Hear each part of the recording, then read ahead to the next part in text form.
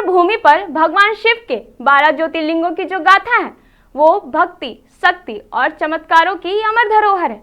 लेकिन उनमें से एक स्थान ऐसा भी है जहां स्वयं महादेव रावण के वैद्य बनकर प्रकट हुए थे।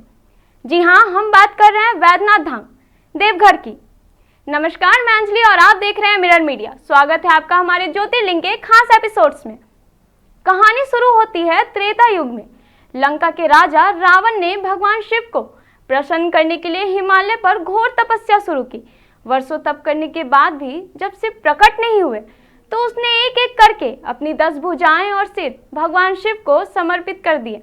और जब वह अंतिम सिर काटने को हुआ तभी प्रकट हुए त्रिलोचन शिव और बोले, हे रावण, मैं तुम्हारी भक्ति से प्रसन्न हूँ, मांगो क्या वरदान चाहिए तुम्हें। रावण बोला, हे भोलेनाथ, कृपया कर मुझे दीजिए वो वरदान कि आप साक्षात मेरे साथ लंका में वास करें। भगवान शिव मुस्कुराए और बोले, मैं शिवलिंग रूप में तुम्हारे साथ चलूंगा, पर ध्यान रहे यदि रास्ते में मुझे कहीं जमीन पर रखा तो मैं वहीं सदा के लिए स्थापित हो जाऊंगा। ये सुनकर सभी देवता भयभीत हो गए। यदि शिव लंका में स्थापित हो गए तो रावण का कोई अंत नहीं कर पाएगा। देवताओं ने भगवान विष्णु से प्रार्थना की। गणेश जी को एक ग्वाला बालक का रूप देकर रावण की राह में भेज दिया गया। रावण जब झारखंड के देवघर पहुंचा तो उसे लघु शंका हुई। उसने शिवलिंग उस ग्वाले को थमा कर कहा, पकड़ना, मैं अभी आता हूँ। गणेश ने अवसर देखकर शिवलिंग को जमीन पर रख दिया। जब रावण लौटा तो शिवलिंग को उठाने की लाख कोशिश की, लेकिन वह जमीन में धंस गया। रावण रो पड़ा, उसने खुद को घायल कर लिया।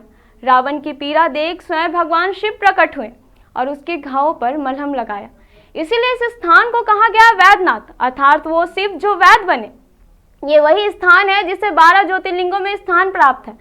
कहते हैं यहाँ देवी सती का हृदय भी गिरा था, इसीलिए इसको शक्ति पीठ में भी गिना गया है। हर साल श्रावण मास में लाखों शिव भक्त कांवड़ उठाकर सुल्तानगंज से गंगा जल लाकर बाबा वैद्यनाथ को अर्पित करते हैं।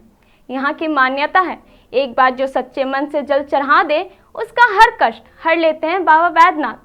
बाबा वैद्यनाथ धाम एक स्थान नहीं, एक आस्था है, हर दर्द की दवा है, जहाँ शिव स्वयं वैद्य बनते हैं, जहाँ भक्त और भगवान का रिश्ता सिर्फ पूजा तक सीमित नहीं बल्कि दर्द और करुणा की अटूट डोर से जुड़ा है। जय बाबा वैद्यनाथ, हर हर महादेव।